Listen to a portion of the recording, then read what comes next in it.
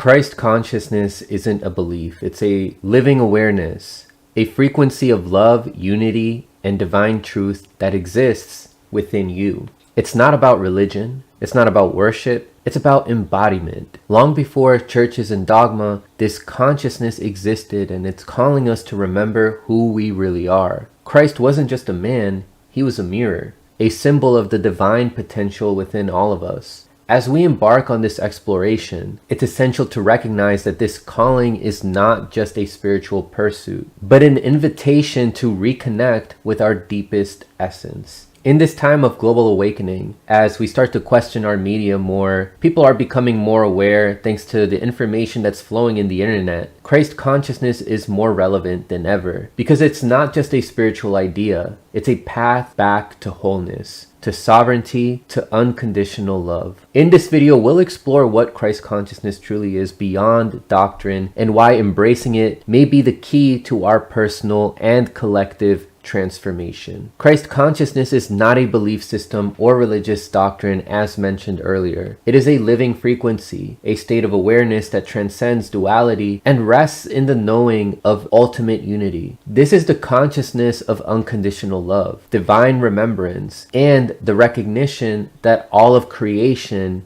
is interconnected. As we dive deeper, it's important to understand that this consciousness is not new or exclusive. It's been present throughout history, veiled under different names and traditions. Across spiritual traditions, this same essence has been called by many names. The ancient Greeks knew it as the Logos, the divine order underlying existence. In Eastern traditions, it appears as Buddha nature or Krishna consciousness. Jesus spoke of it when he declared, "I and the Father are one," not as a claim of exclusivity, but as an expression of non-dual awareness. This is the universal truth that all wisdom paths point toward. At its core, Christ consciousness represents the divine spark within every being. It is not merely an enlightened mindset or ethical framework, but the very vibrational signature of creation itself. The sacred word, the cosmic Om, the primordial thought that breathes life into form. Esoteric traditions describe it through symbols like the Merkaba, the awakened heart, and the solar logos. Some mystery schools even suggest that the figure of Jesus was not just one man, but a convergence of illuminated beings who came to anchor its higher frequency into the world. Ultimately, Christ consciousness is the embodiment of divine truth that exists within us all. It's a return to wholeness, which is something we all have the potential to awaken to. In the Kabbalistic tradition, Christ energy is symbolized by the middle pillar, the pathway that leads consciousness back to unity. The Hermetic teachings reveal it as the bridge between form and formlessness. This consciousness manifests through all levels of existence. In the realm of pure idea, it exists as divine thought. On the astral plane, it takes shape as luminous vibration. And here in the physical world, it becomes the very fabric of our lived experience. Dense, yet still radiant with its sacred origin. The qualities of Christ consciousness are universal. Compassion that sees no separation. Unconditional love that transcends conditions. Forgiveness that liberates both giver and receiver. Wisdom that discerns truth without judgment. These are the markers of the awakened state, found at the heart of all genuine spiritual paths. This is pretty much the archetypal marriage of the sage and the lover from Jungian psychology, which would give us truth illuminated by grace, and wisdom infused with devotion. The invitation is not to worship, but to remember, not to seek outside yourself, but to awaken to what you already are. Christ consciousness is not a distant ideal. It is the living truth within you, waiting to be embodied. Let's talk about Jesus, not just the man in the Bible, but the mystery around who he really was. As we uncover this mystery, it's essential to look beyond traditional interpretations and explore the deeper, more esoteric understandings of who he was and what he truly represented. Scholars, mystics, and esoteric traditions have long debated his true identity. Was he an enlightened master? In essence, initiate trained in ancient Egyptian and Eastern mystery schools? A divine avatar sent to anchor higher consciousness on earth? Outside of the Bible, ancient texts like the Bhavishya Purana and the Tibetan Gospel of Isa claim Jesus, known as Isa, spent his last years between ages 12 to 30 studying in India and Tibet. The Nazarene scrolls and early Christian apocrypha hint at secret initiations. Through these mysteries, and if we take away the dogma from religions, it becomes clear that Jesus' mission was never about establishing a religion, but about demonstrating a higher way of being. He forgave his executioners, loved outcasts and kings alike, confronted corruption with fierce compassion, and when accused of blasphemy for claiming unity with God, Jesus referenced Psalm 82, where God tells the judges of Israel, "I said,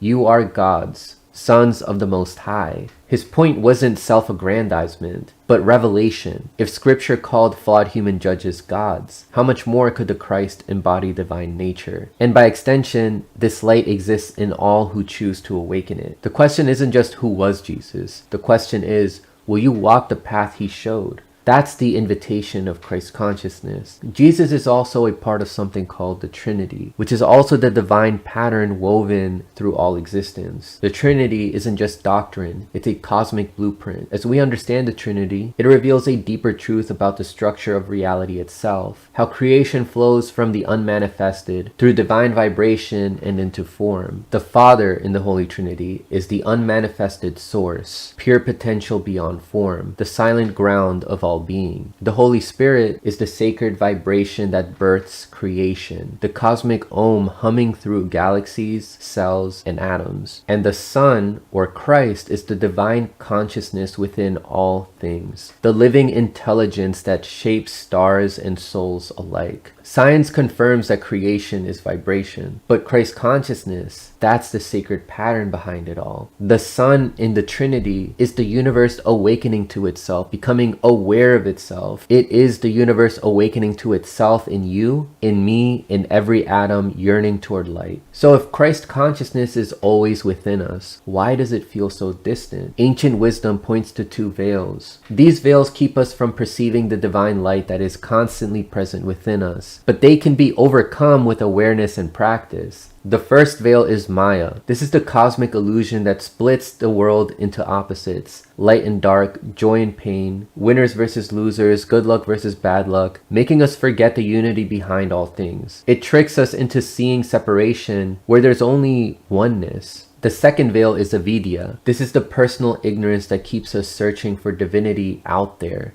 blind to the sacred spark within, when in truth, the divine is already here in your breath, in your hands, in this present moment. Like clouds covering the sun, these illusions don't destroy the light. They just make us forget that the sun is shining right behind them. The path towards Christ consciousness is to see through the veil. And remember, in the hidden Gnostic texts, Christ appears not just as a savior, but as the ultimate liberator, breaking the chains of what they called the demiurge, a false god who crafted this world of control and illusion. This is the shadow behind every system that claims absolute authority while breeding fear and separation. Now let's turn our attention to how these ancient concepts show up in our world today. Systems of control continue to create division and separation, hindering our connection to Christ consciousness. We have governments demanding blind obedience, religions trading transcendence for dogma, corporations reducing life to transactions. These are modern reflections of that ancient Archonic system, structures that mimic divine order but ultimately feed on our fear and fragmentation. Yet Christ consciousness operates differently. It doesn't fight fire with fire. It doesn't overthrow through violence or debate through clever arguments. Like a pure tone-shattering glass, it dissolves illusions through resonance, through the undeniable vibration of truth. This is why Jesus spoke in parables, not to give easy answers, but to short-circuit the mind and awaken something deeper. Not to build another institution, but to ignite the divine spark within each person. The message was always clear. Your liberation isn't out there in some system. It's in remembering who you truly are. Christ consciousness isn't some vague spiritual buzzword. It's a living intelligence with distinct qualities that transform how we move through the world. First, there's discernment. This isn't about judgment rooted in fear, but wisdom applied with love. It's that inner compass that whispers, this energy isn't for you, or that path doesn't align. Remember when Christ said, "Do not cast your pearls before swine"? That's discernment in action, protecting your light without closing your heart. This leads us to the second marker, an awakened heart center, unconditional love that recognizes the divine in all beings. But here's the sacred balance. Love without discernment becomes spiritual bypassing. While discernment without love turns rigid, Christ consciousness marries both, transcending duality. It's the mother's fierce protection and her tender embrace. Then comes dharma, alignment with your soul's purpose, not just personal success, but service to the greater whole. And finally, there's sovereignty, freedom from fear, systems, and external authority. Not rebellion for its own sake, but the quiet power of living from inner truth. These aren't abstract concepts. They're the living architecture of an awakened life. In understanding Christ consciousness, we must understand the illusion of duality,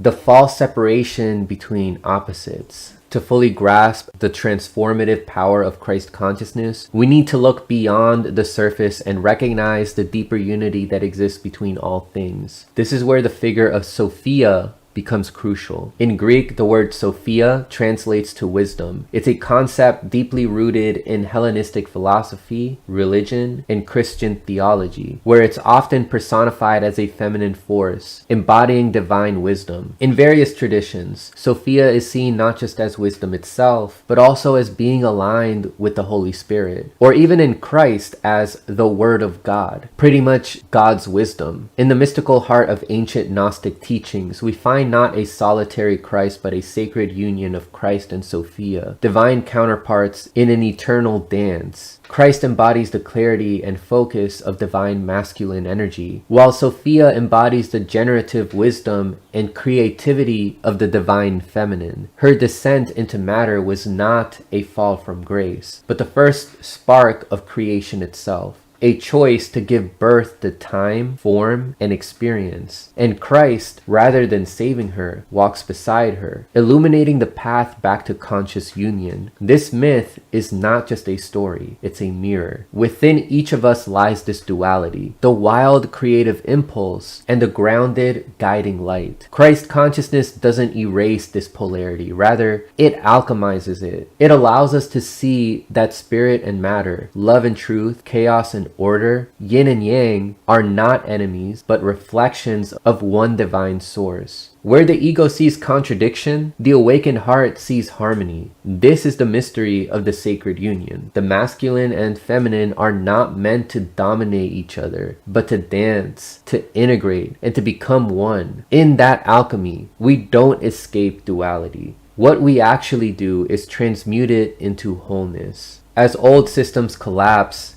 a new consciousness is emerging, not through politics, but through an ancient frequency returning. Christ consciousness isn't confined in history books or stained glass, it's awakening in human hearts right now. As people become more informed and awake, this would be the true second coming. It is not a man descending from clouds, but millions remembering their divine nature. In a world torn between extremes, greed and escapism, rigid materialism and fluffy spirituality, Christ energy offers the sacred middle path. It is not about rejecting the world or worshiping it. It is about transforming it. This is the sword that cuts through illusions, piercing both false enlightenment and blind determinism. Because real free will, the kind that births true awakening, only emerges when we integrate heaven and earth within ourselves. Speaking of integrating heaven and earth, this ties in with Christ's death and rebirth. Christ's death and rebirth were never meant to be distant stories we only worship. They're a map, an invitation for our own transformation. The cross isn't just a religious symbol, it's a powerful image of integration. The vertical line connects us to something higher. Think of it as an otherworldly divine beam, while the horizontal line stretches across our lived experience on this earthly plane of existence. Where these two lines meet is where transcendence and embodiment become one. To walk this path is to practice forgiveness, but not the kind where you pretend like nothing happened and you bring these people that hurt you back into your life. You don't have to do that. Forgiveness is releasing the weight, not for them, but for you. It's an act of reclaiming your inner peace. Through it, pain is not erased, but it's alchemized. It's transformed. It's turned into wisdom. Meditation helps us return to that inner stillness, that light within us that stays untouched by the chaos around us. And maybe the hardest practice of all is remembering that everyone, yes, everyone, is a reflection of the divine, even the ones who've hurt us, even ourselves, when we forget who we are.